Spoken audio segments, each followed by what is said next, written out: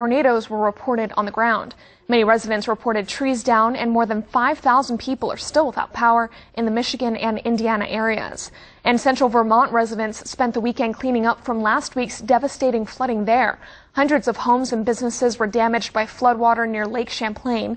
Governor Peter Shumlin, who toured the area Sunday, has declared a federal state of emergency to hopefully secure federal funds to assist the residents. And, of course, this is all in addition to the Mississippi flooding as well. Well, back here at home, dignitaries and the public crowded the Bakersfield National Cemetery today for their annual Memorial Day ceremony. The day after the unveiling of the Wall of Valor downtown, today's ceremony continued Bakersfield's tradition of honoring the veterans who have not only fought, but died for our country.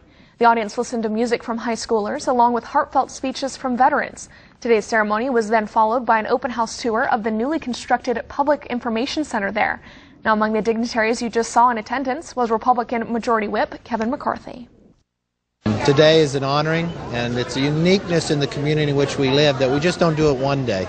We do it not only throughout the weekend, but each and every day. And it says a lot about our community and a lot about those that have given the ultimate sacrifice. Now, this is just the first of the Memorial Day services around the county. Tomorrow at 2, the public is welcome to attend Memorial Day services being held at both Green Lawn Cemetery locations. And on Monday at 6 p.m., the Bakersfield chapter of the Military Officers Association of America will hold its 22nd annual Remembrance of the Heroes ceremony at CSUB's Memorial Grove. Meanwhile, every gravestone and marker at the Golden Gate National Cemetery in San Bruno now has an American flag. When the 2,500 Boy Scouts placed flags at each of the 138,000 grave sites, lending these young men a hand is a man who has seen many of these Memorial Days go by. Reports say that there is a groundskeeper there who looks forward to this time of year, and also the Boy Scouts have planted American flags there with him at the cemetery for more than 50 Memorial Days. In an emotional moment today, one Boy Scout paused a moment to place his hand on a gravestone after placing a flag on his own father's grave. Proud to be an American, where at least I know I'm free, and I won't forget the ones who died, who gave that right to me, and I gladly stand up next to you and defend us till the day, because there ain't no doubt I love this land. God bless the USA. Now, every year, thousands gather on the west lawn of the U.S. Capitol in Washington, D.C. for the free National Memorial Day concert broadcast live on PBS, and there was just one part of it. Tonight's 22nd annual concert was hosted by actors Gary Sinise and Joe Mantegna. The lineup of performers included the National Symphony Orchestra, Forrest Whitaker, and General Colin Powell.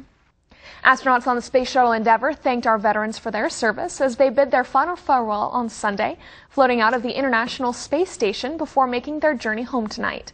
The crew performed 4 spacewalks during this mission. Shuttle Commander Mark Kelly thanked the ISS crew for their help after they successfully installed the Alpha Magnetic Spectrometer, which Kelly called, quote, a remarkable thing for physics and for science. Endeavour is expected to return to Florida in the pre-hours of Wednesday, never to fly in space again. The shuttle will be retired to a museum here in California following its last 16-day mission.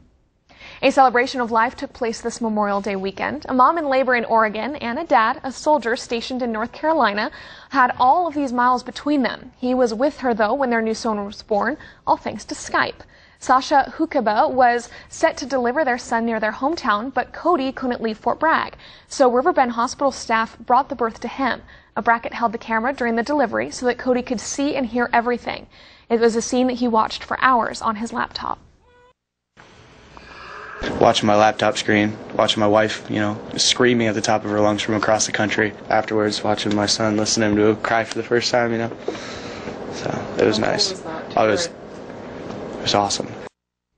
Now you saw right there, they're back together. It took 17 hours of flights and flight delays, but Cody did get to leave North Carolina right after his son Dimitri's birth.